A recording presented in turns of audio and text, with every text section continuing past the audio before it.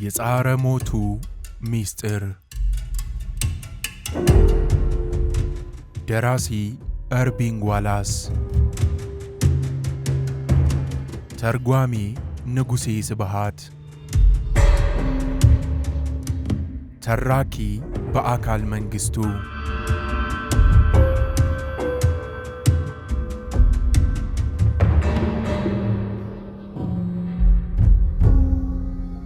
እኩለ ሌሊት ላይ ፎስተር በድንገት ከእንቅልፉ ነቅቶ አይኖቹን በጣሪያው ላይ ሲተክል በገዛ ክፍሉ ውስጥ ያለማደሩን አወቀ።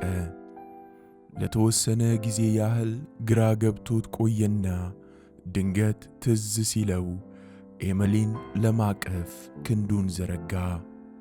ሆኖም አልጋው ባዶ ሲሆንበት ጊዜ ለማረጋገጥ ጭንቅላቱን ከትራሱ ላይ ቀና አደረገ።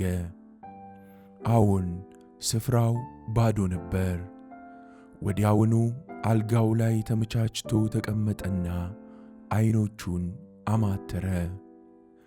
ኤሚሊ ከጽሕፈት ጠረጴዛው ጎን ቆማ አንድ ቡናማ ፖስታ እያሸገች አያት። ፀጉሯ ጭብርር እንዳለ ወደ ታች ለቃዋለች። ጡቶቿን ሙሉ በሙሉ ያልሸፈነ ከጥጥ የተሠራ ቢጃማ አጥልቃለች። እግሮቿ ላይ ግን ምንም ነገር አላደረገችም። ኤሚሊ፣ ምን እያረግሽ ነው? ፈገግ አለች። የሩዲ ዚድለርን ስልክ ቁጥርና አድራሻ አግኝቻለሁ። ለዚህ ጉዳይ ነው የመጣኸው አይደል? ሬክስም ፈገግ አለ። የሩዲ ዚድለር አድራሻ አግኝተሽልኛል? አዎ። ስለዚህ አሁኑኑ ወጥተህ በመሄድ የጠፉትን ስነ ሕንፃዊ ንድፎች ብትፈልግ ይሻልሃል አይመስልህም? ኤሚሊ አለ በዝግታ። ከአንቺ ጋር ፍቅር ይዞኛል። ከአሁን ቀደም እንዳንቺ ያፈቀርኳትን ሴት አላቅም። ለወደፊቱም ከአንቺ ሌላ ማንንም አልመኝም።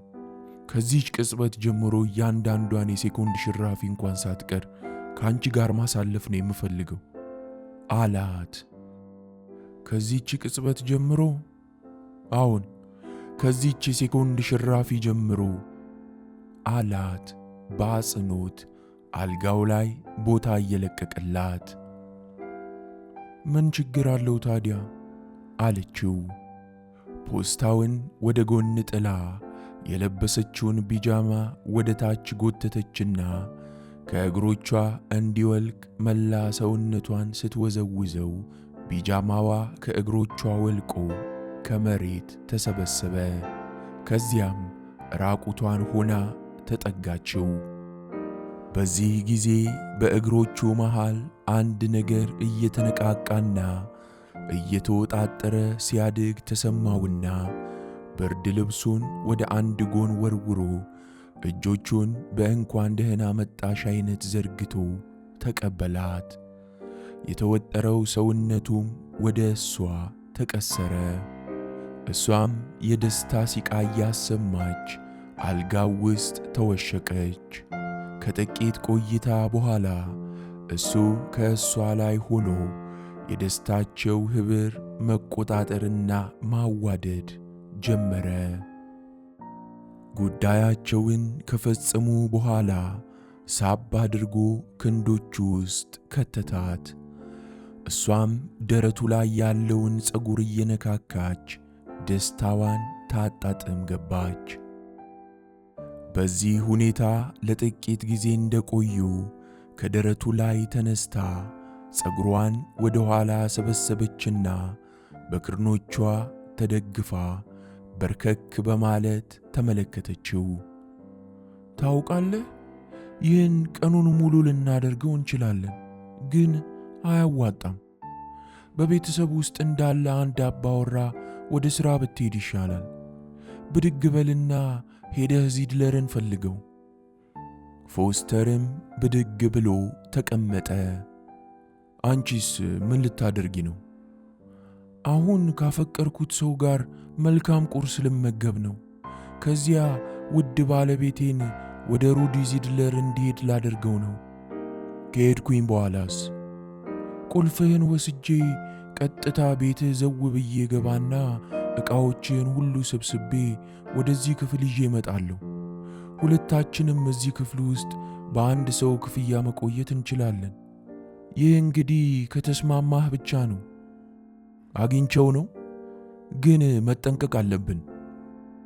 ከአልጋው ተስፈንጥሮ ተነሳ። ሻወር ልውሰድና ልብሴን ልልበስ። ቁርሳችንን እንደበላን ዚድለርን ለማግኘት ከመሞከሬ በፊት ትናንት ሊገድልሽ እዚህ ድረስ መጥቶ ስለነበረው ሰውዬ ለአስተዳዳሪው ነግረዋለሁ። አንቺ ላይ ሌላ ተጨማሪ የመግደል ሙከራ እንዲደረግ አልፈቅድም የኔ ቆንጆ።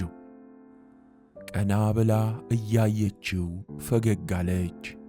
ጎንበስ ብሎ ከሳማት በኋላ እንደገና በእግሮቹ መሃል አንድ ነገር ሲወጣጠር ስለተሰማው መሳሳሙን ለማቆም በጣም አስቸጋሪ ሆኖ አገኘው።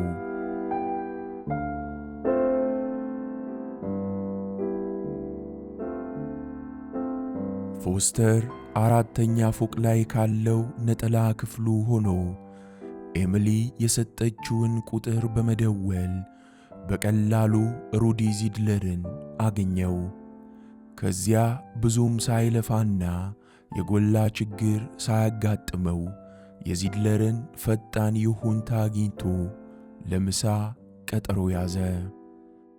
ነገሮች ሁሉ እንዲስተካከሉና ቀላል እንዲሆኑ ያደረገችውን ኤሚሊን እያመሰገነ ቀጣዮቹን ሰዓቶች ኤሚሊ ቤቱ የነበሩ ዕቃዎችን ወደ ራሷ ክፍል ስታዘዋውር ሊረዳት ወሰነ።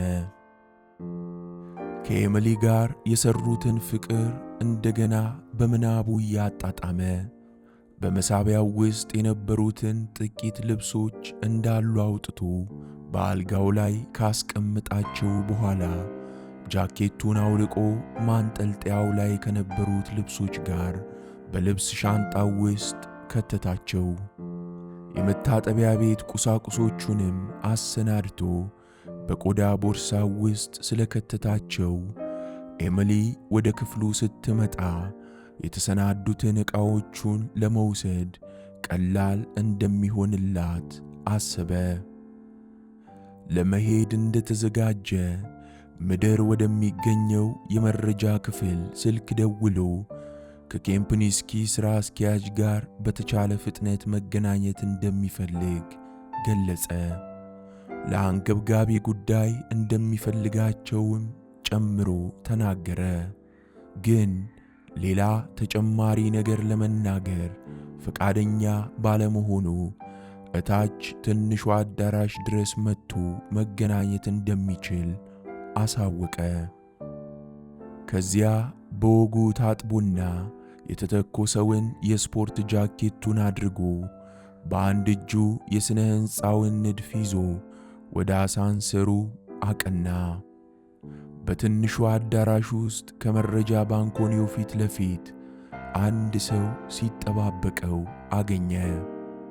ይህ አጭርና ወፈር ያለው የስዊስ ሰው ረዳት እንጂ ዋና ሥራ አስኪያጅ እንዳልሆነ አረጋገጠ።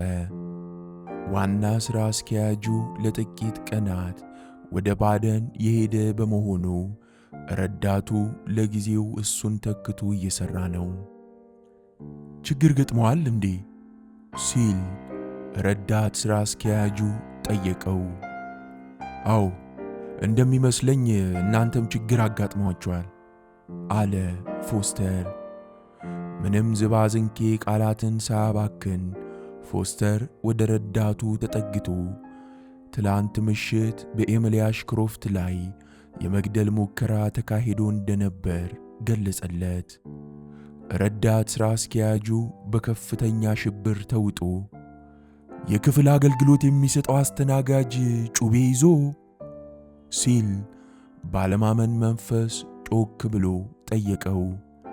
ግን አስተናጋጅ መሆኑን እርግጠኛ ነህ? ፎስተር ሰውየው የድርጅቱ ሠራተኞች የሚለብሱት ዩኒፎርም ለብሶ እንደነበረ አስረዳው። ሰውየውን ብታየው ልትለየው ትችላለህ? በጨረፍታ ብቻ ነው ያየሁት፣ ምክንያቱም ድርጊቱ የተፈጸመው በፍጥነት ነበር። ግን ምናልባት ልለየው ይችል ይሆናል። በጣም ጥሩ ሚስተር ፎስተር፣ አንዴ ቆየኝ። የሰራተኞቻችን የሁሉም ፎቶግራፎች አሉን። እስኪ ላምጣልህ። መንገድ ከመጀመሩ በፊት ዞር አለና የነገርከኝን ሁሉ ለበላይ ተጠሪው ደግመህ ብትናገር ቅር ይልሃል? ትላንት ምሽት ከሥራ በመውጣት ላይ እንዳለ ምናልባት አይቶት ሊሆን ይችላል። ለመሆኑ ስንት ሰዓት ላይ ነው ይህ የተፈጸመው? 2 ሰዓት ገደማ ወደዛ አካባቢ ነው። እባክህ ለሚመለከተው ሰው ግለጽለት። በደቂቃው ውስጥ ፎቶግራፎችን ይዤ እመለሳለሁ። ረዳቱ በመረጃው ባንኮኒ በኩል አድርጎ ጉዞ ጀመረ። ፎስተር አንድ ዩኒፎርም ለብሶ ኮመዲኖ አጠገብ ወደ ቆመው ተጠሪ ሰው ሄደና ዝቅ ባለ ድምፅ ኤሚሊ አሽክሮፍት ላይ ስለተፈጸመው የመግደል ሙከራ ደግሞ ተናገረ። የዋና ተጠሪው ፊት ወዲያውኑ ነበር አመድ የለበሰው። አሳፋሪ ነው ሲልም አጉተመተመ። እውነት በጩቤ ሊወጋት ሞክሮ ነበር? በትክክል ሙከራ አድርጎ ነበር። ታዲያ እኮ ወዲያው ልታሳውቀን መሞከር ነበረብህ። አልተቻለኝም አለ ፎስተር።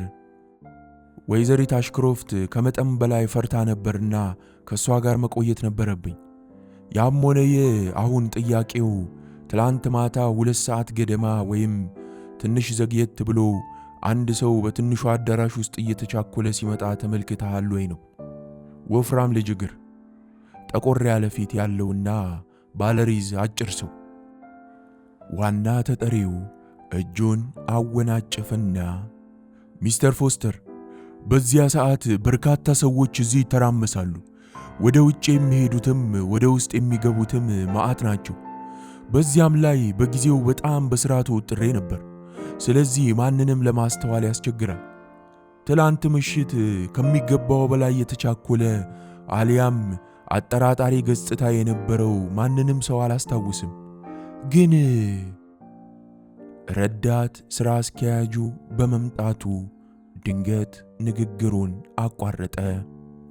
ረዳቱ 4 ማዕዘን የሆነ በብርቱካናማ ቀለም የተለበደ የፎቶ አልበም ይዞ ነበር። የክፍል አገልግሎት የሚሰጡ ሰራተኞቻችን አለና የፎቶ አልበሙን ዘርግቶ ሰጠው።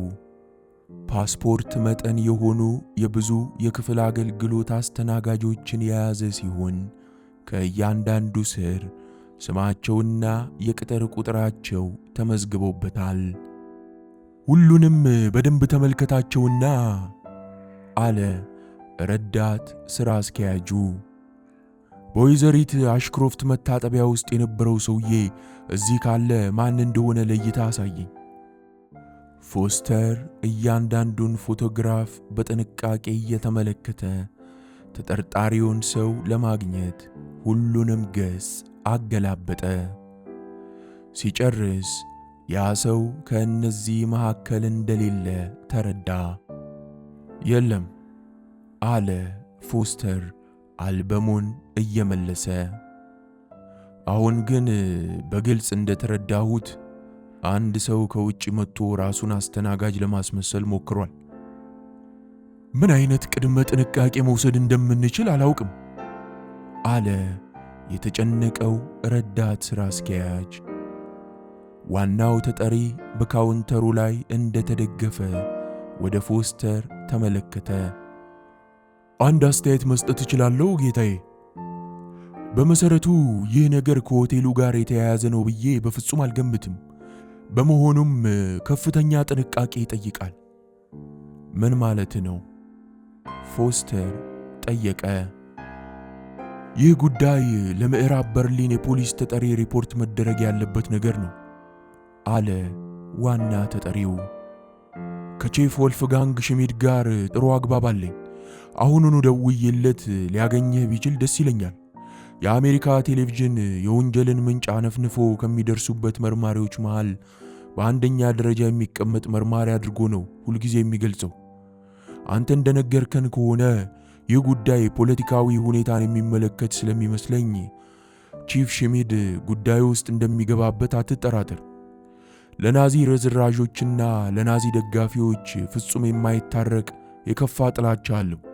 መቼስ እነዚህን ሰዎች ከማህበረሰብ ነቅሎ ሊያጠፋቸው እየሞከረ እንደሆነና በጀርመኑ ጸረ ናዚ እንቅስቃሴ ጀግና መሆኑን ሳታውቅ አትቀርም።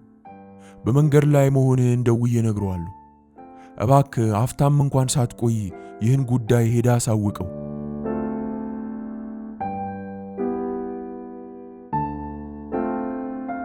ፎስተር በቀጥታ ታክሲ ይዞ ወደ ፖሊዜ ፕሬዝዳ ገሰገሰ። ከሩዲ ዚድለር ጋር ስለያዘው ቀጠሮ ብዙም አልተጨነቀበትም። በዚያም ላይ ቀጠሮው ገና ስለሆነ ሰፊ ነፃ ጊዜ አለው። ደግሞም የኤሚሊ ደህንነት ቅድሚያ ሊሰጠው ይገባል። ምናልባት ፖሊስ አጥቂውን እንኳን ባይደርስበት ዓላማው ምን እንደነበር ተረድቶ ጥበቃ ሊያደርግላት ይችላል። ፎስተር ወደ ጥበቃና መረጃ ቢሮ ከሄደ በኋላ በአራተኛው ሕንፃ ላይ ከሚገኘው ወደ ዋናው ትንሹ አዳራሽ ከመሄዱ በፊት ደር ፖሊዜ ፕሬዝዳ የሚል ጽሑፍ ወደ ተለጠፈበት በር ተወሰደ። በመቀጠልም ወደ ዋና ተጠሪው ፖሊስ ክፍል ተወስዶ ተስተናገደ። ፎስተር የወልፍጋንግ ሽሚድ ሰፊ ጠረጴዛ በቢሮው ውስጥ ካሉት ዕቃዎች ሁሉ ግዙፍ ሆኖ አገኘው። ከዋና ተጠሪው ጀርባ በሁለት በሻተር ከተዘጉ መስታወቶች መሃል የኮናርድ አዩኖኸር ፎቶ በፍሬም ተውቦ ተሰቅሏል። እርግጥ ሽሚድ በኬምፕኒስኪ ሆቴል አቅራቢያ በነበረው ፖሊስ ትላንት ምሽት ምን እንደተፈጸመ ቀድሞ ተነግሮታል። በመሆኑም ፎስተርን ለመቀበል ተዘጋጅቶ ነበር። ፎስተርን ወንበር ስቦ እንዲቀመጥ ምልክት እየሰጠው አንድ ቢጫ ማስታወሻ ደብተርና ብዕር አውጥቶ ለመጻፍ ተመቻችቶ ተቀመጠ። ትላንት ማታ በኬምፕኒስኪ ሆቴል በክፍል ቁጥር 229 ውስጥ ስለተፈጸመው ነገር በጥቂቱ ሰምቻለሁ አለ ሽሚድ። የተፈጸመው ከምሽቱ 2 ሰዓት አይደለምን? የአንድ ወይም የ2 ደቂቃዎች ለውጥ ሊኖረው ይችላል። በጣም ጥሩ አለ ዋናው የፖሊስ ተጠሪ። በትክክል ምን እንደተፈጸመ ከራስ አፍ ብሰማ ሳይሻል አይቀርም። ምንም እንኳን የማይጠቅም ነገር ቢመስልህም አንዲትም ነገር ሳታስቀር ግለጽልኝ። ፎስተር በስልቸታ መልክ መናገር ሲጀምር ሽሚድ በቢጫ ማስታወሻ ደብተሩ ላይ በጥንቃቄ ይጽፍ ገባ። ፎስተር ንግግሩን ሲጨርስ ሽሚድ ቀና ብሎ ተመለከተውና ጩቤ ስለመያዙ እርግጠኛ ነህ? በማለት ጠየቀው። ጩቤውም አሁን እኔ ጋር ነው የሚገኘው አለ ፎስተር። የዛ ዕለት ምሽት ላይ ወደ መታጠቢያ ክፍል ሲገባ ጩቤውን ወለሉ ላይ አግኝቶ በፎጣ ከጠቀለለው በኋላ ጃኬት ኪሱ ውስጥ ጨምሮት ነበር። እናም ወረቀቱን ከፈተና የተጆባበነውን ጩቤ ከፖሊሱ ጠረጴዛ ላይ አኖረው። ሽሚድ ፎጣውን ገለጠና ስለታማ ጩቤውን በጫፉ ይዞ ወደ ላይ አነሳው። በጣም ጎጂ ጩቤ ነው። እንደዚህ አይነቱ ጩቤዎች በሚሊዮኖች የሚቆጠሩ አሉ። ግን የእጅ አሻራው እስካሁን አለ ብዬ ገምታለሁ። የሚጠቅመን እሱ ነዋ። አሻራውን ሳልጠርገው አልቀረውም። መጀመሪያ ሳላስብ በባዶ እጄ ነበር ያነሳሁት። እንግዲያው የአንተን የእጅ አሻራም ጭምር እንወስዳለን። ለንጽጽር የአጥቂውን አንድ ጉልህ አሻራ እንደተውክ ተስፋ እናድርግ። እኔ በመሳሪያ አስመረምረዋለሁ አለና ሽሚድ ጩቤውን በፎጣው ውስጥ መልሶ በመክተት ወደ አንድ ጎን አንሸራተተው። አጥቂው ምን እንደሚመስል ልትገልጸው ትችላለህ? ገለጻዬ ይህን ያህል አመርቂ አይመስለኝም። እያንዳንዱ ነገር በፍጥነት ነበር የተከናወነው። ከእኔ በእጅጉ ያጥራል። ምናልባት 5 ጫማ ከ7 ወይም ከ8 ቢሆን ነው። በጀርባዬ ሳሽቀነጥረው ጠንካራና ጡንቸኛ መሆኑን አረጋግጫለሁ። 180 ፓውንድ ያህል ይመስለኛል። ጥቁር ፀጉር፣ ጥቁር ዓይን፣ ደፍጣጣና ሰፊ አፍንጫ አለው። በተጨማሪም የሆነ ጥቁር ገጽታ ያለው ነው። ሽሚድ ማስታወሻ እያሰፈረ ጀርመናዊ ይመስልሃል ሲል ጠየቀው። እኔ እንጃ። ሽሚድ ብዕሩን አስቀመጠውና ወንበሩ ላይ ወደ ኋላ ተለጥጦ ተቀመጠ። የአደጋው ተጠቂ ስለነበረችው ኤሚሊ አሽክሮፍትስ ምን ልትነግረኝ ትችላለህ? ምንድነው ማወቅ የፈለግከው? ስለ እሷ የምታውቀውን በሙሉ። ለምሳሌ በምዕራብ በርሊን ውስጥ ምንም ጠላት የላትም? ጠላት? ፎስተር መልሶ ጠየቀው። ሌላው ቀርቶ እዚህ ማንንም ሰው አታውቅም። አንዲት እንግሊዛዊት የዋህ አስተማሪ ናት። ማንኛውም ሰው እሷን ሊጎዳ የሚፈልግበት ማንኛውም አይነት ምክንያት አይታየኝም። እንግዲያው እዚህ እንደ ቱሪስት ነው ያለችው ማለት ነው አለ ሽሚድ ተረጋግቶ። ፎስተር የሚመልሰውን መልስ በዝግታ አጤነ። እርዳታ የሚፈልግ ከሆነ እውነቱን በግልጽ መናገር አለበት። የለም፣ እንደ ቱሪስት እንኳን አይደለችም አለ። እሷና አባቷ ስለ አዶልፍ ሂትለር የሕይወት ታሪክ አንድ መጽሐፍ እየጻፉ ነበር። አባቷ ዶክተር ሃሪሰን አሽክሮፍት በርሊን ውስጥ በመኪና አደጋ ሞተዋል። ስማቸው አዲስ አልሆነብኝም በማለት ሽሚድ ንግግሩን አቋረጠው። አደጋ የደረሰባቸው ጊዜ መርዶን የነገርኳት ራሴ ነኝ። ከዚያ ኤሚሊ አሽክሮፍት የሂትለርን የመጨረሻ ሰዓታት ምን እንደሚመስል ለማወቅ ወደ በርሊን ብቻዋን መጣች። ሌላ ምን መታወቅ የሚገባው አዲስ ጉዳይ አለ? አለ ሽሚድ ትከሻውን ከፍና ዝቅ አድርጎ። ሂትለር በ1945 ባንከር ውስጥ ራሱን እንዳጠፋ ማንም ያውቃል።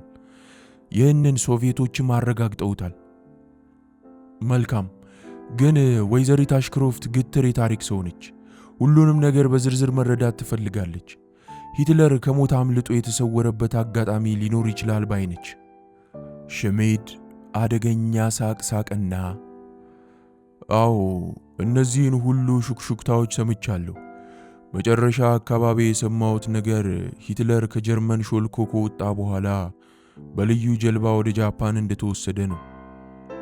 እንደገና ሳቀ። ምናልባት ወይዘሪት አሽክሮፍት ወደ ጃፓን ሄዳ ብትፈልገው ጥሩ ይመስለኛል። ፎስተር በፖሊሱ ዋና ተጠሪ ፌዝ በጣም ተበሳጨ። በደመነፍስ ይህን አውሬ የፖሊስ መኮንን ጠላው። እዚህ በርሊን ውስጥ አንድ ሰው ሊገድላት ሞክሯል አለ ፎስተር ፊቱ ጭምድድ እንዳለ። ሂትለርንና የእሱን አስተዳደር የሚያመልኩ የኤስኤስ የቀድሞ ወታደሮች አሁንም ድረስ በምዕራብ ጀርመን እንደሚገኙ ተነግሮኛል። እንደምታውቀው ትላንትና የወይዘሪት አሽክሮፍት ፎቶግራፍ በአንድ የእናንተ የጀርመን ጋዜጣ ላይ ወጥቶ ነበር። በምስራቅ ቀጠና ስፍራ የሚገኘውን የባንከር ጣቢያ ስትጎበኝ ታይታለች። ምናልባት የሂትለርን ጀግንነት የሚያጎድፍ ጉዳይ እንዳይነሳ የፈለገ አንድ የኤስኤስ የቀድሞ ወታደር የእሷን ፍለጋ ለማኮላሸት ፈልጎ ሊሆን ይችላል። የሽሚድ ገጽታ አሁን ትንሽ ጠጠር ያለ መሰለ። ሊሆን ይችላል፣ ግን የማይመስል ነገር ነው። እውነት ነው፣ እፍኝ የማይሞሉ የናዚ ህልመኞች አሁንም አሉ። አዲስ የናዚ ስርዓትና የዚያን ወቅት አስተዳደር የሚደግፉ አሉ። የኔ ቡድን እነዚህን ሰዎች ለማደን ሁል ጊዜ በተጠንቀቅ ላይ ነው። ችክ ያሉ ግትሮች ጥቂት ናቸው። እነሱም ቢሆኑ ብዙ የሚያሰጉ አይደሉም። ብቻ እንዳልከው ከነሱ ውስጥ አንድ እብድ ሊኖር ይችላል። ከነዚህ ውስጥ ወይዘሪት አሽክሮፍትን ሊያጠፋ የፈለገ አንድ እብድ። ሽሚድ ቀጥ ብሎ ተቀመጠ። ሚስተር ፎስተር፣ ይህን ሁኔታ ከግንዛቤ በማስገባት በዚህ አካባቢ የአዲስ ናዚ አራማጅ ቡድን መኖሩንና ከምን እንደደረሰ እናጣራለን። ግን እውነቱን ለመናገር ይህ ጉዳይ መነሻ ይሆናል ብዬ ብዙም አላስብም። ወይዘሪት አሽክሮፍት ስለምን ትጨነቅ? ፎስተር ተከራከረ። ባለፈው ምሽት አንድ ሰው ሊገድላት ሞክሯል እኮ። የተፈጸመው ነገር አንድ በሰው ልጅ ስቃይ የሚደሰት ሰው የፈጸመው ነው የሚመስለው። ብቻ አንተ ትክክል ነህ። ስለዚህ አጥቂውን አድኖ በመያዝ ለፍርድ ማቅረብ የኛ ተግባር ነው። በዚህ አሰሳ ላይ እኔ ራሴ ገባበታለሁ።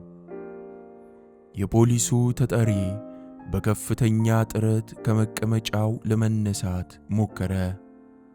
ከዚህ ጊዜ ጀምሮ ወይዘሪት አሽክሮፍት ጥበቃ እንደሚደረግላት ልታረጋግጥላት ትችላለህ። በርሊን ውስጥ በምትቆይበት ወቅት የተሟላ ጥበቃ ይደረግላት ዘንድ ሁኔታዎች እንዲመቻቹ አሁኑኑ ወደ ሆቴሏ ሄዳለሁ። እንደዚህ አይነት አደጋ በድጋሚ ይገጥመኛል ብላ ስጋት እንዳይኖርባት ቃሌ ነው። ሽሚድ አሁን ሙሉ በሙሉ ተነስቶ ቆመ። በአሳንሰሩ ውስጥ የእጅ አሻራዎችን የሚመረምር ሰው እንዲያገኘ እልካለሁ። ለወይዘሪት አሽክሮፍት የተጨነቅንበት ጉዳይ መሆኑን ንገራት። እነግራታለሁ። አመሰግናለሁ ዋና ተጠሪ። ፎስተር ፖሊስ ጣቢያውን ለቆ ሲሄድ አንድ ሊገልጸው በማይችል ቀፋፊ ስሜት ተሞልቶ ነበር። ደመነፍሱ አሁን የሰራው ሥራ ትክክል እንዳልነበረ እየነገረው ነበር። ሆኖም እንደምንም ስሜቱን ችላ በማለት ከዚድለር ጋር ወደ ያዘው ቀጠሮ ለመድረስ ተጣደፈ። ልክ በሰዓቱም ከግሩንዋልድ በስተምዕራብ በግማሽ ማይል ርቀት ላይ ከሚገኘው የሩዲ ዚድለር ባለ አንድ ፎቅ ማራኪ መኖሪያ ቤት ደረሰ።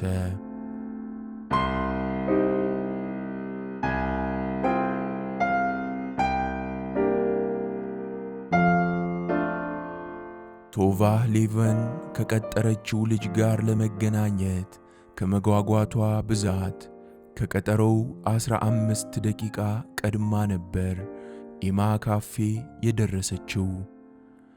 ቀድማ በመድረሷ ቅር አላላትም። ምክንያቱም የሳቪክ ፕላዛ መናፈሻ ስፍራ ከበርሊን የንግድ ጣቢያ ወጣ ያለ ሰላማዊና ጸጥተኛ ቦታ ስለሆነ ደስተኛ ስሜት እንዲሰማት አድርጓልና። የተቀመጠችበት የብረት ወንበርና ነጩ ጠረጴዛዋ በአንድ ሐረግ መሳይ አትክልት የተሸፈነ በመሆኑ ከመንገዱ የተሰወረ ነው። ቶቫ በደስታ እንደተዋጠች ቼም ጎልዲንግ ድንገት ከፊት ለፊቷ መጥቶ ሲቀመጥ ዱካውን ባለመስማቷ ተደነቀች። አጭር የእንደምን አደርሽ ሰላምታ አቀረበላትና ለራሱ የሶዳ አይስክሬም አዘዘ። እሷም ምንም እንኳን አይስክሬም የማትወድ ብትሆንም ከእርሱ ጋር ለመመሳሰል አንድ አይነት አይስክሬም አዘዘች። ጎልዲንግ የሚቀጥሉትን ጥቂት ደቂቃዎች ከጃኬት ኪሱ ያወጣቸውን ማስታወሻዎች በመመርመር አሳለፈ። ቶቫ ከእሱ ፊት ለፊት ተቀምጣ ቼም ጎልዲንግ ከመጀመሪያ ግንኙነታቸው ይልቅ ዛሬ በምዕራብ በርሊን የሚገኝ የሞሳድ ዳይሬክተር ከመምሰል ይልቅ የጀርመን አራያ ወይንም ጀርመኖች ራሳቸውን ምርጥ ዘር ብለው የሚጠሩበት ቃል የሆነ አይነት ሰው መስሎ ታየው። አይስክሬሙ እንደቀረበላቸው ጃኬቱን አውልቆ የያዘውን ጎልዲንግ አተኩራ አየችው። በርሊን ውስጥ ገብታ ለመጀመሪያ ጊዜ ስታገኘው ከመጠን በላይ በሥራ ተወጥሮ ነበር። ሥራዎቿን አጣርቶ ኤሚሊ አሽክሮፍት ከተባለች የታሪክ ጸሐፊ ጋር ወዳጅነት ፈጥራ ሂትለርና ባለቤቱ በከተማዋ ስለመደበቃቸው ፍንጭ ያገኘ እንደሆነ ለማወቅ ተቻኮለ። አሁን ለሁለተኛ ጊዜ በመገናኘታቸው ቶቫ ስለ ቼም ጎልዲንግ የተሻለ አድናቆት አደረባት። 5 ጫማ ከ11 ያህል የሚረዝም የስፖርተኛ አቋም ያለውና ገጽታው ፍጹም ኖርዌያዊ የሚያስመስለው ቀጥ ያለ አፍንጫ እንዲሁም ጥርት ያለ ግራጫ ዓይኖች ያሉት ነው። ገና መጥቶ ወንበር እንደያዘ ነበር የተዝናና።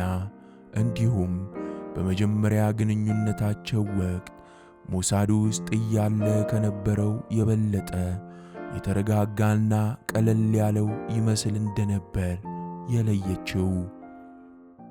ስለዚህ አለ በእርጋታ የአይስክሬሙን ሶዳ ቫኒላ ወገብ እየቀፈፈ፣ የኦክስፎርዷን ወይዘሪት አሽክሮፍት በኬምፕኒስኪ ሆቴል አግኝተሻታል? አዎ። የኔ ተግባር ማወቅ ነው አለ ቅንጣትም ፈገግታ ሳይታይበት። ወደሻት ይሆን? እጅግ በጣም። እሷስ ወዳሻለች? ይመስለኛል።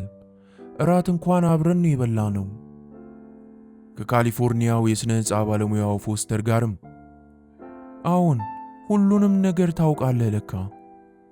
በቂ አይደለም እንጂ አዎን። ጎልዲንግ የቶቫን ዓይኖች ተመለከተ። እናም የበለጠ ማወቅ እፈልጋለሁ። ስለ ሂትለር ምን ትላለች? እርግጥ ነው መቆፈር ትፈልጋለች፣ ግን ምንድነው የምትፈልገው? እኔ ማወቅ እንደቻልኩት ከሆነ ኤሚሊ አሽክሮፍት ሂትለርና ብራውን በሕይወት ተርፈው እንደሆነ ፍንጭ ለማግኘት እየጣረች እንደሆነ ነው። ቶቫ ንግግሯን ቀጠለች። ሩሲያኖች የሂትለር ነው ብለው ያወጉትን አንድ የጥርስ አንጓ የእሱ እውነተኛ ጥርስ ያለመሆኑን አውቃለች። ከዚህም በተጨማሪ ሂትለር ከደረቱ ስር ሁልጊዜም ቢሆን የፍሬድሪክ ታላቁን የሚመስል የዝሆን ጥርስ ሐብል ያደርግ እንደነበር አረጋግጣለች። ይህ ነው እንግዲህ እንድትቆፍር ተስፋ ያሳደረባት። እውነተኛዎቹን የጥርስ አንጓና ጌጡ በምስራቅ ጀርመን በጥበቃው ጣቢያ ለመፈለግ ቋምጣለች። እዚያ ካልተገኙ ሂትለርና ብራውን ስለመጥፋታቸው አንድ ማሳያ ይሆናል። እነዚህን ፍንጮች ማን ሰጣት? አላውቅም ቼም። ይህ ኤሚሊ መግለጽ ያልፈለገችው ነገር ነው። የገለጸችልኝ ነገር ራሱ ገርሞኛል። ሁለቱን ፍንጮች አስረግጣ ነው የነገረችኝ። ቶቫ ወደ ዳይሬክተሩ ተጠጋችና ቼም፣ ለእሷ የገባሁላትን ቃል እያፈረስኩ ነው። ከልቧ ታምነኛለች አለችው። ይሆናል፣ ልክ አንቺ እኔን የምታምኘኝን ያህል። ሶዳውን በቀፎው መጠጠና የነገርሽኝን አንዱንም ቢሆን አልተነፍስም አላትና ለጥቂት ጊዜ ያህል ዝም ብሎ ቆይቶ፣ ስለዚህ ወይዘሪት አሽክሮፍት ሂትለርና ብራውን ሌሎች አምሳያዎች እንዳላቸው፣ እነዚህ አምሳያዎች ደግሞ እንደሞቱና ሩሲያዎች ይህን እንዳልተረዱ ታምናለች ማለት ነው? በትክክል። እኔም የጥናት እገዛ አቅርቤላታለሁ።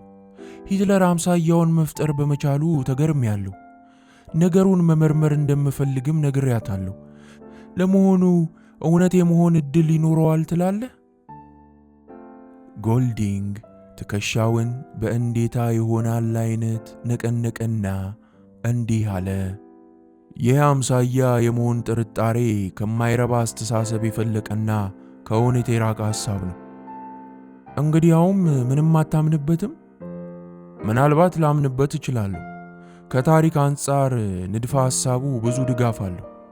አምሳያዎችን መጠቀም በዓለም ውስጥ ባሉት አንዳንድ መሪዎችና በአንዳንድ ሥርዓቶች ላይ የተደረገ ነው።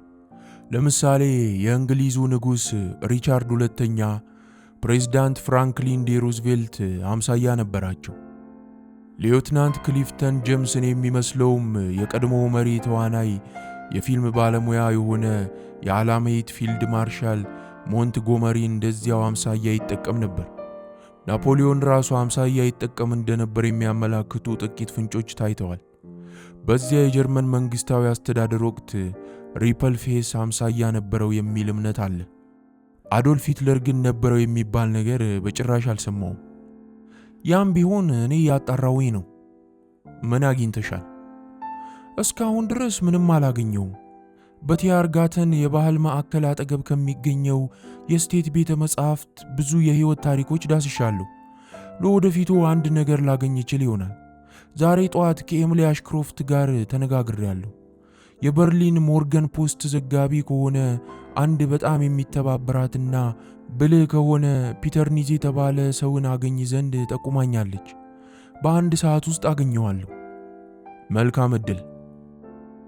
ቶቫ የዳይሬክተሩን ፊት ይደሰት አይደሰት ልታጠና ሞከረች። ቼም ቂል ሆኜ ይሆን ስትልም ባለመተማመን መንፈስ ጠየቀችው። ጊዜን እያጠፋውኝ ይሆን? ሂሳቡን ከፈለና ተነስቶ ቆመ። አይደለም ቶቫ፣ ቀጥይበት፣ እንዳታቆሚ እስከ መጨረሻው። እውነቱን እስክታገኚ ድረስ ቀጥይበት።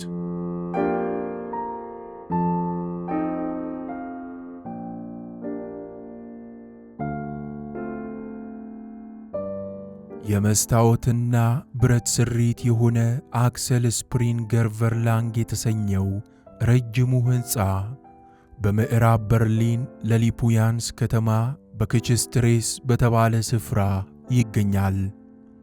የበርሊንገር ሞርጋን ፖስትና ሌሎች የጋዜጣ አሳታሚዎች ቢሮ የሚገኙት እዚህ ሲሆን ቶቫ ሊቨንም ከፒተር ኒዝ ጋር ለያዘችው ቀጠሮ ወደ ውስጥ ገባች። ከውስጥ ስትገባ የሰፊው አዳራሽ ግድግዳዎች በእንጨት ጣውላዎች የተሸፈኑ ነበሩ። የጥበቃ ጓዶች ቶቫህን ፈተሿትና እስራኤላዊ ፓስፖርቷን አትኩረው መረመሩት። ፓስፖርቷ ሲመለስላት ወደ አሳንሰሩ ትገባ ዘንድ የሚፈቅድ አንድ ሮዝ ምልክት ተደርጎበት ነበር። በስድስተኛው ፎቅ ላይ ከአሳንሰሩ ወጥቶ በጠባቡ መተላለፊያ ላይ ፒተር ኒዝ ሊቀበላት እየተጠባበቃት ነበርና ቶቫህን ወደ ቢሮው መራት። እንደ አንድ እርዳታ የምትሻ ጋዜጠኛና የኤሚሊ አሽክሮፍት ጓደኛ አድርጎ ስለቆጠራት ኒዝ በሁሉም ነገር ተባባሪ ሆነላት።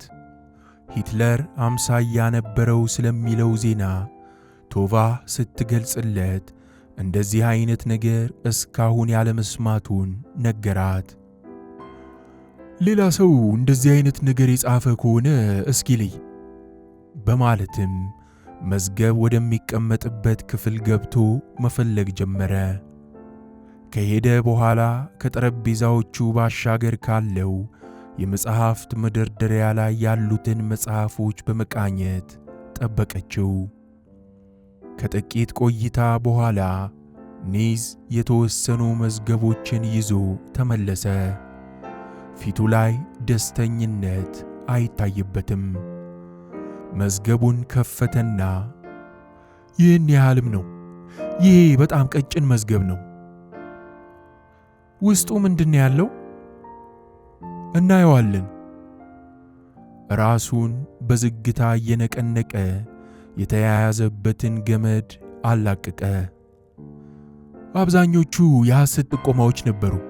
በ1950ዎቹ መጨረሻ ላይ የአሜሪካ ሚሊታሪ ፖሊሶች አንድ ሂትለርን የሚመስል ሄንሪች ኖል የተባለ የፍራንክፈርት ዋና ሆስፒታል ወንድ ነርስን ይዘው ነበር። የተለያዩ ጥያቄዎችን ከጠየቁት በኋላ ሂትለር ያለመሆኑን በመገንዘባቸው ለቀቁት። በ1951 ደግሞ ቪዮና ውስጥ አንድ ታሪክ ተሰምቶ ነበር። ሂትለር በ1944 በቦምብ አደጋ ለሕልፈተ ሕይወት በቅቶ ማርቲን ቦርማን ስትራሰር በተሰኘ ስም ሂትለርን እንደተካው ይገመታል። እርግጥ ይህ ታሪክ ጠንካራ ማረጋገጫ የለውም። በመሆኑም አንቺም ዝም ብለሽ ልትጽፊው ትችያለሽ። በ1969 ዓመተ ምህረት አንድ ጡረታ የወጣ አልበርት ፓንክላ የተባለ ምስኪን የጀርመን ማዕድን ቆፋሪ ለ300 ጊዜ ያህል ታስሮ ተፈቷል። ምክንያቱም ልክ ሂትለርን ስለሚመስል። እስኪ ቆዩ፣ እዚህ ጋር ከዚህ ቀደም ትኩረት ያላደረግኩበት አንድ ማስታወሻ ጽሑፍ አለ። ኒዝ ማስታወሻውን አነበበና ግንባሩን ክስክስ አደረገ። ምን ይላል? ቶቫ ተስፋ በማድረግ ጠየቀች። አልገባኝም። አንድ ሰው ስለ ሂትለር አምሳያ ጉዳይ የማንፍሬድ ሙለርን ጥንቅር ይመልከቱ ብሎ ጽፎበታል። ማን ነው እሱ? እኔ እንጃ፣ እስኪ ልፈልግ። ተነስቶ ቆመና እዚያ ጋር ካለው ማቀዝቀዣ ውስጥ ኮካን የመሳሰሉ ለስላሳ መጠጦች ይኖራሉ ወይዘሪት ሌቪን፣ አንዱን ያዢ፣ አሁኑኑ መለሳለሁ። ቶቫ ለስላሳ መጠጥ ለመጠጣት አላሰኛትም። ጉጉቷ ምንም ነገር እንዳያሰኛት አድርጎ ስለቆለፋት ኒዝ ምን ይዞ ይመለስ ይሆን በማለት በጉጉት ተጠባበቀች። ኒዝ አንድ በረጅሙ የተያዘ ማስታወሻ ደብተር ቢጤ ይዞ መጣና ጠረጴዛው ላይ ሲደርስ ገመዱን አላቀቀው።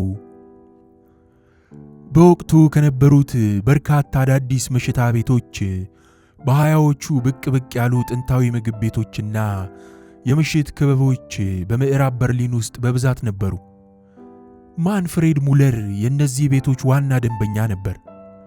ሙለር ፍጹም ሂትለርን ይመስል ስለነበር በሂትለር ወቅት መድረክ ላይ ሂትለርን መስሎ ሲጫወት ታዳሚዎችን በእጅጉ ያስገርም ነበር። አንድ ቀን ግን ሳይታሰብ ጭራሽ ከመድረክ ጠፋ። ከዚያ በኋላ ፈጽሞ አልታየም። ምን እንደሆነና ምን እንደደረሰበት የሚያውቅ ጠፋ። ምናልባት ከሥራ ተሰናብቶ ይሆናል። ማንፍሬድ ሙለር እስካሁን በሕይወት ይኖር ይሆን? ጽሑፉ ምንም አይጠቅስም። ይታይበት የነበሩት ምግብ ቤቶች ሆነ የምሽት ክበቦች አይጠቅስም። ሎንዶርፍ ክለብ ብቻ ነው የሚለው። ያ አሁን የሎንዶርፍ ክኔፕ ተብሎ ይጠራል። ስለዚህ ወደዚያ ሄደሽ ስለ ሙለር ሊነግርሽ የሚችል ሰው ለምን አትፈልጊም? በዚያ ጠባቡ መንገድ አድርገሽ ቁልቁል መሄድ ነው። ቆይ አድራሻውን ልስጥሽ።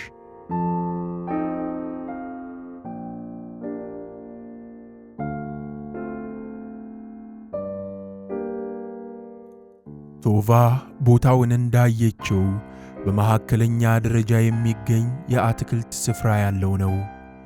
ወደ ውስጥ ዘልቀው ሲገቡ ከመንገዱ ባሻገር ሆነው ሊለዩት የሚያስችል ባለ 4 ቅርጽ ከርኒሽ መሳይ የሆነ ጣራ አለው።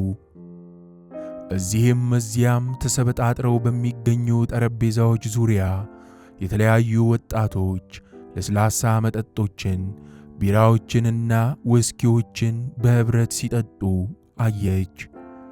ከክበቡ ወደ ሌላኛው ክፍል ከመግቢያ በር ከፍ ብሎ አንድ ምልክት መሳይ ነገር ይነበባል። ጽሑፉ በጉልህ ሎጎወንደርፍ የሚል ሲሆን ከሱ ዝቅ ብሎ አነስ ባለ ጽሑፍ ፍሪስታክ ክኔፕ የሚል ምልክት ይነበባል። ቶቫ አንድ ከወደ ጠረጴዛው በኩል አድርጎ ይመጣ የነበረን አስተናጋጅ በድንገት አስቁማ ራሷን እንደ ጋዜጠኛ አስተዋወቀችውና ባለቤቱን ቃለ መጠይቅ ልታደርግለት እንደምትፈልግ ገለጸችለት። ብሪን ማለትሽ ነው? ፍሬድ ብሪ አለ አስተናጋጁ። የመገረም ሁኔታ ይነበብበታል። ውስጥ ነው፣ ከኔ ጋር ነይ፣ እሱ ጋር ወስድሻለሁ። ቶቫ ብርሃን ከነበረው ክፍል ጨለም ወዳለው አዳራሽ አስተናጋጁን ተከትላ ሄደች። እዚህ ጠረጴዛዎች ከዚያኛው ክፍል በበለጠ በሥርዓት የተቀመጡ ሲሆን እስካሁን በአንድም እንግዳ አልተያዙም። ከባሻገሩ በሰም የተወለወለ ወለል ይታያል። ቶቫ ለመደነሻና ለመዝናኛ እንደተዘጋጀ ገመተች።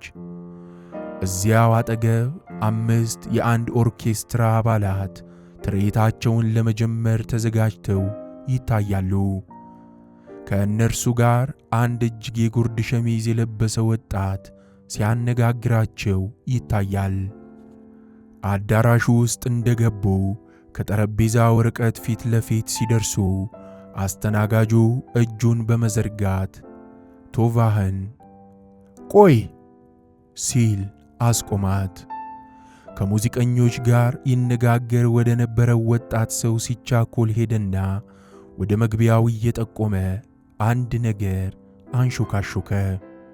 ወጣቱ ሰው ወደ ቶቫህ ዞሮ ተመለከተና ሰላምታ ከሰጣት በኋላ በመተላለፊያው አድርጎ ወደ እሷ መጣ። እኔ ፍሪድ ብሪ ነኝ አለ። ከእኔ ጋር መነጋገር ትፈልጊያለሽ? ቶቫ ሌቨን እባላለሁ። የኢየሩሳሌም ፖስት ዘጋቢ ነኝ። ከጦርነቱ በፊት በበርሊን ይደረግ ስለነበረው መዝናናት አንድ ተከታታይ ጥናት እያካሄድኩ ነው። ከበርሊን የመጡ በርካታ አንባቢዎች አሉን። ስለ እነዚህ ጽሑፎች የማንበብ ከፍተኛ ፍላጎት ይታይባቸዋል። በአንድ ወቅት ሎንዶርፍ ይህን ክበብ ይመራ እንደነበር ተነግሮኛል። ዋልተር ሎንዶርፍ? አዎን፣ በ1930ዎቹ ይህን ክበብ በጣም ዝነኛ አድርጎት ነበር አለ ብሪ። የተለያየ እንግዳ የመሳብ ችሎታ እንደነበረውም ሰምቻለሁ። በተለይ ማንፍሬድ ሙለርን። ስለ ሙሉ ተጨማሪ መረጃዎች ለማግኘት ተስፋ አድርጌያለሁ። ማንፍሬድ ሙለር? ቃሉን ደገመው ብሪ። ዝነኛ ሰው ነበር። እኔ ግን ስለ እሱ ምንም የማውቀው ነገር የለም። በወቅቱ እኔ ገና አልተወለድኩም ነበር። ይህን ነገር ሎንዶርፍ ወይም አባቴ ብቻ የሚያውቁት ይመስለኛል። ክበቡና አካባቢው በጠቅላላ በሁለተኛ የዓለም ጦርነት ወቅት በህብረ ብሔሩ የቦምብ ድብደባ ክፉኛ ተጎድቷል። ከጦርነቱ በኋላ ሎንዶርፍ ክበቡን በድጋሚ የሚገነባበት ወኔ አልነበረውም።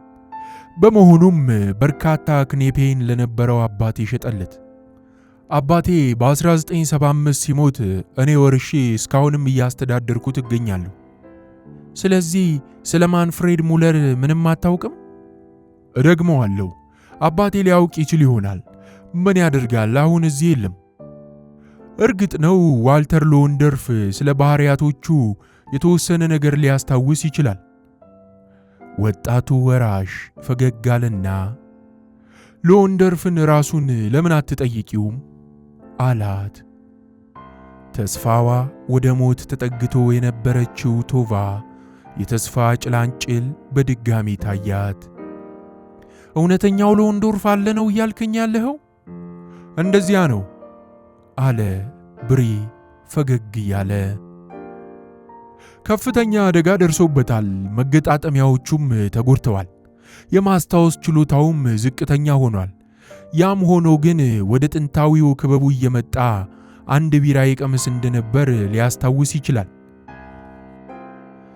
የቶቫህን ክንድ ያዘና እስካሁን ድረስ ደርሶ እንደሆነ እስኪ ወደ አትክልት ስፍራው እንሂድና እኔ በኮርኒስ ወደ ተጋጋጠው የአትክልት ስፍራ ሄዱና የብሪ አይኖች በጠረጴዛው ዙሪያ ተኮልኩለው ወደ ነበሩት ሰዎች አማተሩ። እስካሁን አልመጣም። ብሪ የእጅ ሰዓቱን ተመለከተ። ሁል ጊዜ 9 ሰዓት ላይ ነው የሚመጣው። ስለዚህ 10 ደቂቃ ያህል ይቀራል። ለምን አንድ ጠረጴዛ ይዘሽ አትጠብቂውም ወይዘሪት ሌቪን? አንድ ቢራ ልጋብዝሽ። እኔ ከውጭ ሆኜ ጠብቀውና ሲመጣ አንቺ ካለሽበት ቦታ ድረስ ይዤልሽ መጣለሁ። አመሰግናለሁ ሚስተር ብሪ። ብሪ ቶቫህን ወደ ባዶ ጠረጴዛ መራትና እጁን በማጨብጨብ አንድ አስተናጋጅ ጠርቶ ለሷ ድራፍት ቢራ ካዘዘላት በኋላ ከሌሎች እንግዶች ጋር ለማውራት ወጥቶ ሄደ። ቶቫ በአረፋ የተሞላውን ቢራ ፉታለችና መጠባበቅ ያዘች። 15 ደቂቃዎች ማለፉን ስትገነዘብ ግን ስለ መምጣቱ ጥርጣሬ ይገባት ጀመር። ግን ወዲያውኑ ብሪ ከአንድ ጠና ካሉ አቅም የከዳቸው ከሚመስሉ ሽማግሌ ጋር ሲመለስ ተመለከተችው። ብሪ ሰውየውን ቶቫ ካለችበት ጠረጴዛ ወንበር ላይ አስቀምጣቸውና አስተዋወቃቸው። ወይዘሪት ሌቪን፣ እኚህ ዕውቁ ዋልተር ሎንዶርፍ ናቸው። ሌላ ቢራ እስከማስመጣላችሁ ድረስ ተጫወቱ።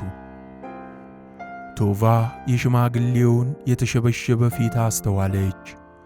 ዓይኖቻቸው ወደ ውስጥ ገባ ያሉ ሲሆን በሌሎች ጠረጴዛ ላይ ያሉትን ሰዎች አሻግረው እየተመለከቱ ናቸው። ግራ የሚያጋባ ፈገግታም ፊታቸው ላይ ይታያል። ቢራው መጥቶ አጠገባቸው እስኪቀመጥላቸው ድረስ ቶቫ ስለ መኖሯ እንኳን ያወቁ አይመስሉም ነበር። በመጨረሻ ግን የቢራውን አረፋ አንዴ እንደላሱ ቶቫህን ትኩር ብለው አዩአት። በ1930ዎቹ በበርሊን ስለነበሩ አንዳንድ ጎላ ያሉ የመዝናኛ ስፍራዎች አንዳንድ ጽሑፎችን እየጻፍኩ እገኛለሁ ስትል ቶቫ ንግግሯን ጀመረች። እርስዎ በወቅቱ ዋና ዋናዎችን ስፖንሰር አድርገው እንደነበር ተነግሮኛል። አዎ ልክ ነው አሉ ሎንዶርፍ። እንዲያውም ከሁሉም የተሻሉትን። ቢራውን ፉት አሉና በብርጭቆ ውስጥ አሻግረው ቶቫህን ተመለከቷት። በይበልጥ ዝነኛ በነበሩበት ወቅት በአንድ ድርጊቱ ላይ ተመስጫለሁ አለች ቶቫ። በማንፍሬድ ሙለር ላይ ከፍተኛ ፍላጎትን እንዳሳደሩ ተረድቻለሁ። ሂትለርን በመምሰል ከፍተኛ አድናቆት ያተረፈ ሰው። ኦ ሙለር አሉ ሎንዶርፍ ቢራቸውን በጠረጴዛው ላይ መልሰው ሲያስቀምጡ አረፋው ከንፈራቸው ላይ እንደታተመ ነበር። ሙለር ምርጡ፣ ከሁሉም የበለጠው። ስለሱ የበለጠ ለማወቅ እፈልጋለሁ አለች ቶቫ። የአዶልፍ ሂትለር አምሳያ እንደነበር ተረድቻለሁ። ቢራው ይሁን የሂትለር ስም ሽማግሌውን ሰው በድንገት አነቃቃቸው። ቁልጭ ሂትለርን ነበር የሚመስለው።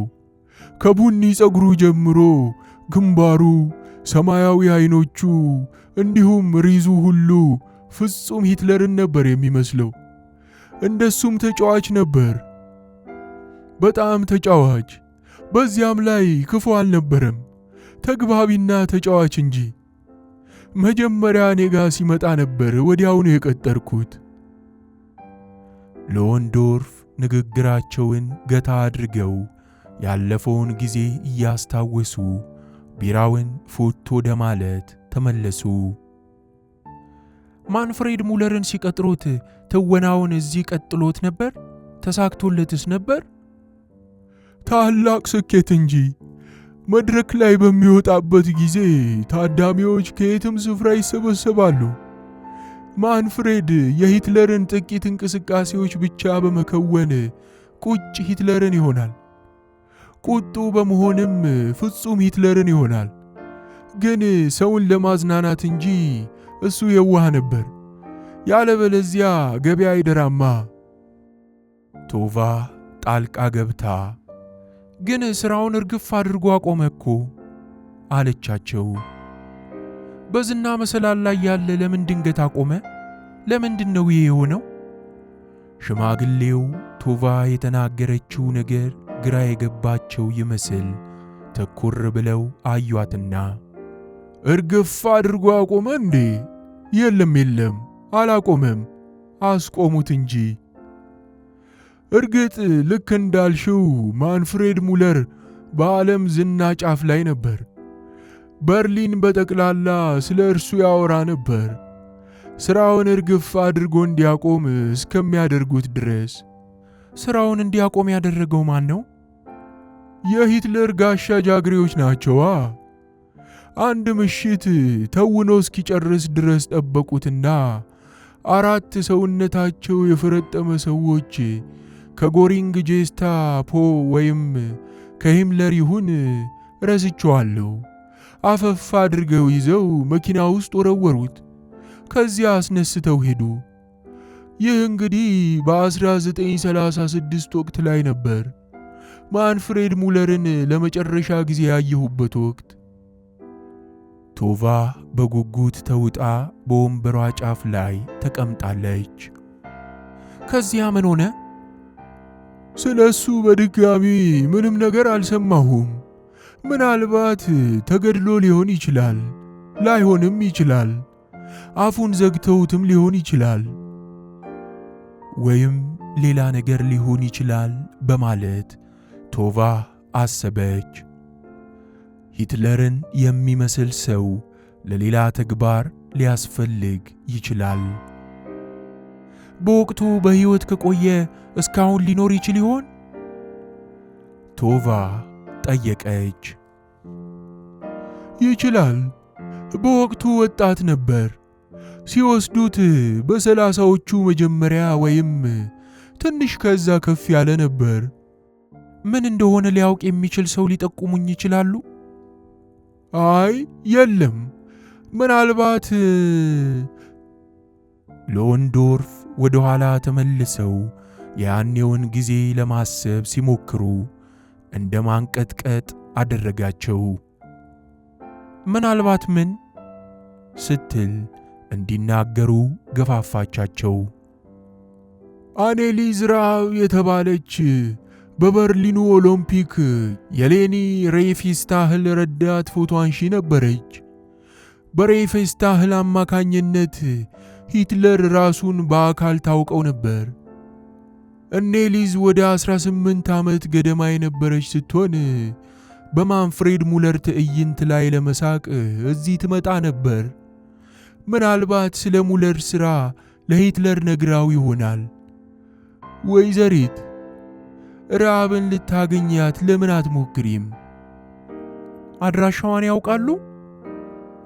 የት እንደምትገኝ ማንም ሰው ያውቃል። እስካሁንም ዝነኛ ነች። አዎ፣ አኔሊዝ ራብ ያኛው ሂትለር ከምን እንደደረሰ የምታውቅ ሰው ልትሆን ትችላለች።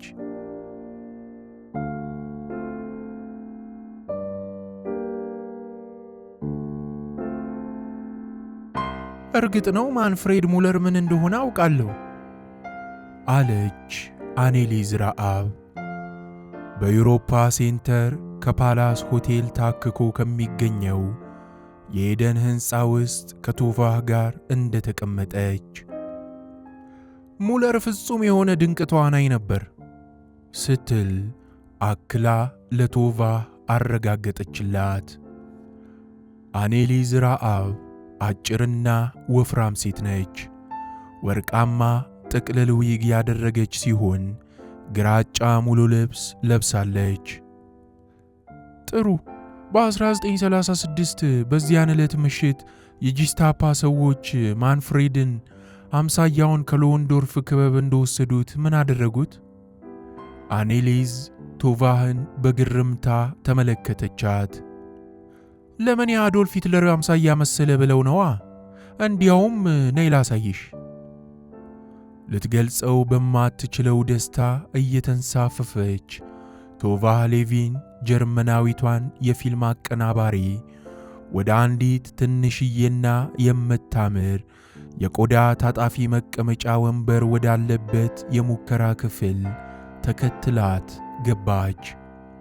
አኔሊዝ የፊልም መቆጣጠሪያ ማሽን ካለበት ወንበር አጠገብ ተቀመጠችና ቶቫህ አጠገቧ እንድትቀመጥ ምልክት ሰጠቻት። ስለ ሂትለር አምሳያ ካለች በኋላ ቶቫህ አንድ ነገር ድምጿን የዘጋው ይመስል መልሳ ዝም አለች። አሁን ከአኔሊዝ የምታገኘው ፍንጭ ምናልባት የኤሚሊ አሽክሮፍትን እውነትን ፍለጋ እውን ያደርገው ይሆናል። አሁን ማንፍሬድ ሙለር በእኔ አማካኝነት የሂትለር አምሳያ ሆኖ ነበር አለች አኔሊዝ። ለአሜሪካዊ ጀግና ፓይለት ቻርልስ ኤ ሊንድበርግ በተደረገ አንድ ትልቅ የራት ግብዣ ላይ ከሂትለር ጋር ያገናኘንን አንድ አጋጣሚ ተፈጠረ። ከራቱ በፊት እንግዶች ተሰብስበው እያወሩና እየተንሾካሾኩ ነበር። እኔ ብቻዬን ቆሜ ስጠጣ ጎብለስ አገኘኝና ወስዶ ከሂትለር ጋር አስተዋወቀኝ። በዚያ ወቅት ልጅና በጣም ቆንጆ ነበርኩኝ። ጎብለስ ሂትለር በቆነጃጅት ሴቶች መከበብ እንደሚያስደስተው ስለሚያውቅ በአምባገነኑ ሂትለር አካባቢ ተኮልኩለው ከነበሩት ጋር ቀላቀለኝ።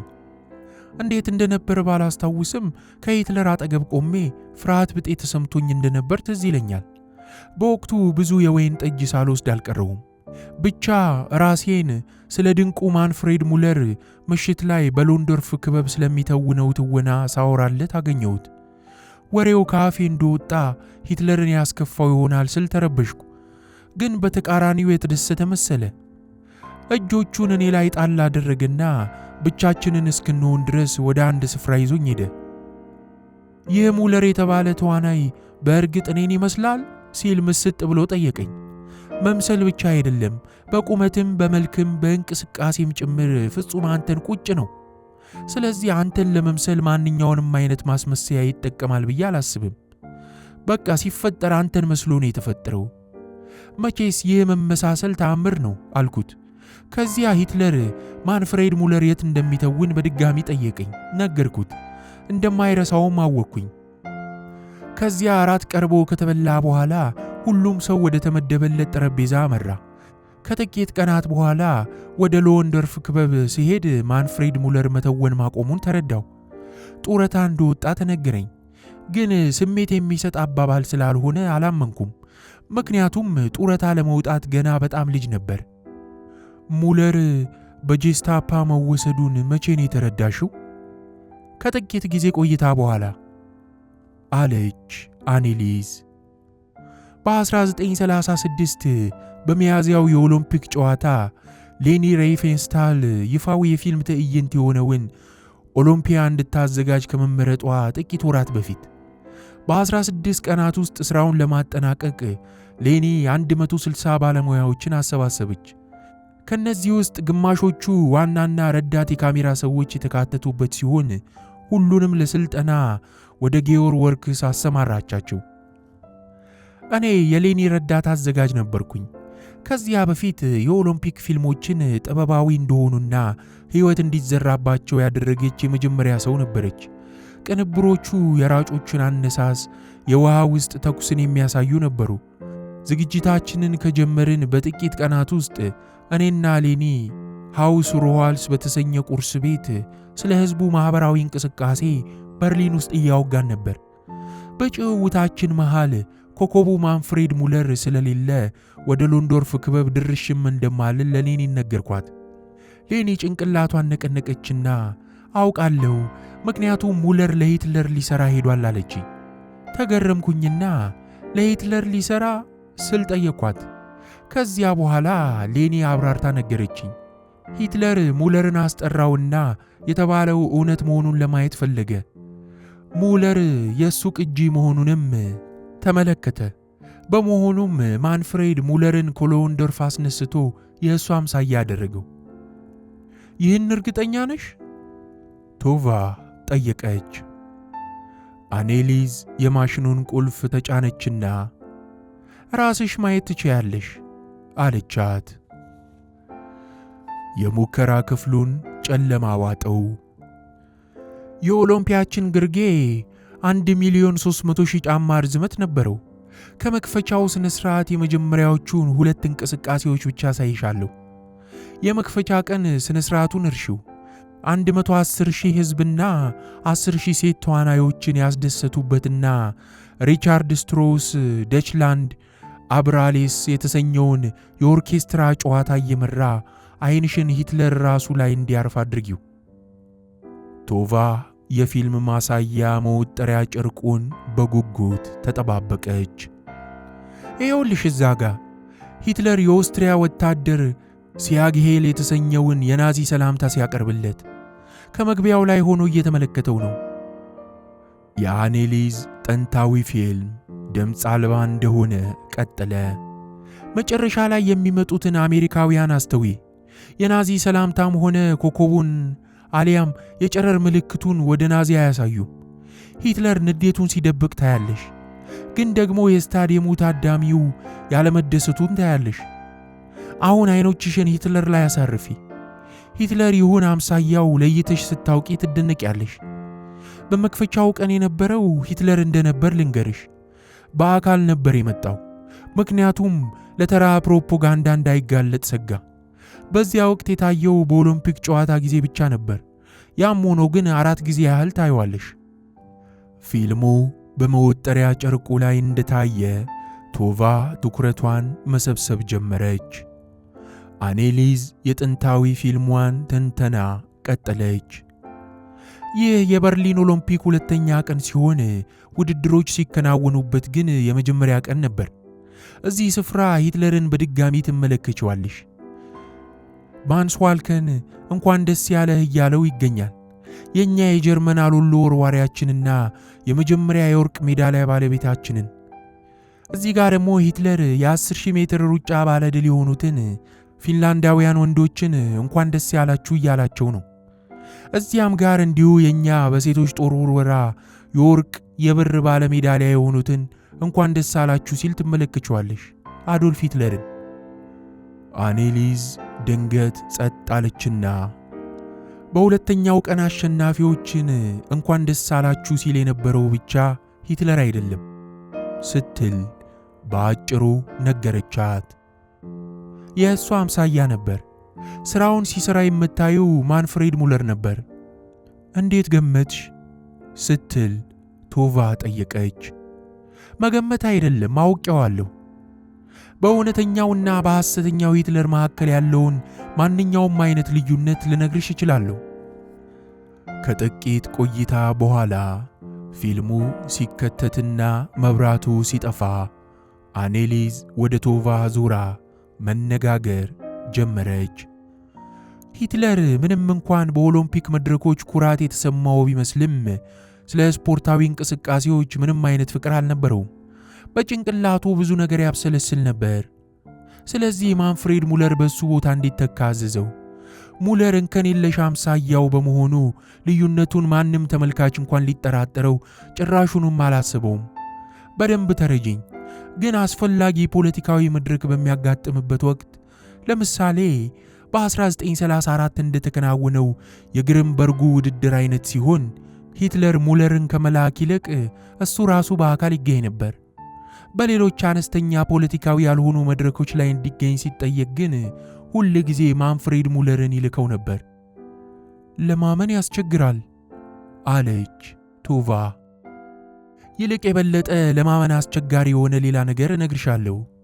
ካርሰን ቶምፕሰን የተባለ አሜሪካዊ አትሌት ኤቫ ብራውን ራሷ በርሊን ውስጥ ከሚገኘው የኦሎምፒክ መንደር ተገኝታ የአሜሪካንን የቤዝቦል ተጫዋቾች ቡድን እንደጎበኘች ጽፏል። ያ እንዴት ይሆናል? ሂትለር ኤቫ ብራውንን እንደደበቃት ነበር የምገምተው። አብዛኛውን ጊዜ ደብቋት ነበር። ኤቫ የአሜሪካውያንን ሁሉንም ነገር ታደንቅ ነበር። ጎን ዊዝ ዘ ዊንድ የተሰኘውን ፊልም ግማሽ ደርዘን ያህል ጊዜ አይተዋለች። የአሜሪካ ስፖርቶችን ሁሉ ከመጠን በላይ ትወድ ነበር። በተለይ ቤዝቦል። የሌኒ ፌፌስታን የኦሎምፒክ ጥናት ሥራ ላይ መሳተፍ ስለሚጠበቅባት ስለ ቤዝቦል የበለጠ ለማወቅ ተነሳሳች። በመሆኑም በርሊን ያሉትን የአሜሪካ የቤዝቦል ኦሎምፒክ ተጫዋቾችን ለመጎብኘት ሁኔታዎችን አመቻቸች። በመጨረሻ ደቂቃ ግን ሂትለር ራሷ በአካል ትሄድ ዘንድ አልፈቀደላትም። ዝግጅቱ ተጠናቆ ስለነበር ሂትለር ሃና ዊልድን አምሳያ አድርጎ በኤቫ ፋንታ አሜሪካውያኑ እንድታገኝ ላካት። ሃና ማራኪና ወጣት የሆነች በተለይ እንደ ኤቫ ብራውን ሆና ትንሽ ገጸ ባህሪ የምትጫወት ተዋናይ ነበረች። ከዛስ ሃና ዊልድ ምን ሆነች? ባውቀው በወደድኩ ነበር አለች አኔሊዝ። ግን ከ1930ዎቹ በኋላ ስለ እሷ ምንም አልሰማሁም። በነነች፣ ከእይታ ጠፋች። እና በመጨረሻ ማንፍሬድ ሙለር ከምን ደረሰ? አኔሊዝ ግራ የመጋባት እንቅስቃሴ አሳየች። እዚህ ጋር ሌላ ክፍተት አለ። ሂትለር ሙለርን እስከ 1942 ድረስ ይጠቀምበት እንደነበር አውቃለሁ። ከዚያ በኋላ ግን በተለይ ጦርነቱ እየከፋበት ሲመጣ ሂትለር ጀነራሎቹ ከእኔ ወይም ከሌኒ ጋር እንዲነጋገር ጫና አደረጉበት። ማንፍሬድ ሙለር እስካሁንም በሕይወት መኖሩን የሚያውቅ ሰው ይኖር ይሆን? እርግጥ ነው ቤተሰብ ነበረው አለች አኔሊዝ በዝግታ። ቢያንስ ወንድ ልጅ እንደነበረው አውቃለሁ። ከጥቂት ዓመታት በፊት በታላቋ ጀርመን ልጆችን ስለሚንከባከቡ ድርጅቶች አንድ ጽሑፍ አንብቤያለሁ። መጽሔቱ ስለ ማንፍሬድ ሙለር መጻፉ ግን አስገርሞኛል። በሉፍታንዛ አየር መንገድ ከሚሰራው ልጁ ጆሴፍ ሙለር ጋር የተደረገው የቃለ ምልልስ ልጁ ጆሴፍ በዚያ ውጤታማ በሆነበት ወቅት አባቱን ቢያየው ደስተኛ እንደሚሆን ተናግሮ ነበር። ይህ ነው ጥሩ ሐሳብ የሰጠኝ። ሙለር እንደ ሂትለር ሆኖ ሲሰራ በኦሎምፒያ ፊልም ላይ አይተሽዋል። እኔም እንዲህ ከሚል ማስታወሻ ጋር አያይዤ ለጆሴፍ ሙለር አንድ ቅጂ ልኬለት ነበር። አባትህ ስኬታማ በሆነበት ጊዜ ውስጥ ምን ይመስል እንደነበር ለማወቅ ከፈለክ ይኸውልህ ብዬ ነበር አንድ ቅጂ የላኩለት። ጆሴፍ የላኩትን ለመቀበል ልቡ ተንጠልጥሎ ነበር። ጥቂት ቆይቶ የአመሰግናለሁ ደብዳቤ ላከልኝ። ተደሰትኩኝ። ከሱ ጋር የነበረኝ ግንኙነትም ቀጠልኩና ለአንቺ ወደ ብሪስቶል ኬምፕኒስኪ እንዲደውልልሽ ጠየቅኩት። ምን ያህል እንደማደንቅሽ ልገልጽልሽ አልችልም አለች ቶቫ። በመጨረሻም በአኔሊዝ ራብ ቤት በር ላይ ቆመው ለመሰነባበት እንደተዘጋጁ ቶቫ አንድ በጭንቅላቷ ውስጥ ሲመላለስ የነበረን ነገር ለመጠየቅ በዝምታ አብሰለሰለች። እርግጥ ድፍረት ቢሆንም በመጨረሻ ለመጠየቅ ወሰነች። ክብርት ራብ፣ እባክሽ ከተገናኘን ጀምሮ እስካሁን ሲያብሰለስለኝ ስለቆየው አንድ ነገር ልጠይቅሽ ፍቀጅልኝ። እሺ ቀጥይ። ሂትለር 50ያ የነበረው ከሆነ በፉረር ባንከር ሞቶ የተቃጠለው 50ያው ሆኖ እስከሆነ። አኔሊዝ ባለችበት ደርቃ ቀረች። እንዴት አይነት አስገራሚ ግምት ነው! ግን ሊሆን የሚችል ግምት አይደለም አለች አኔሊዝ ትከሻዋን ከፍና ዝቅ እያደረገች። እርግጥ ነው ማንኛውም ነገር አይደረግም አይባልም። ቶቫህን ትኩር ብላ አየቻትና እኔም አንድ ጥያቄ ልጠይቅሽ። እንግዲያው ሂትለር ባንከር ውስጥ ካልሞተ ምን ዋጠው?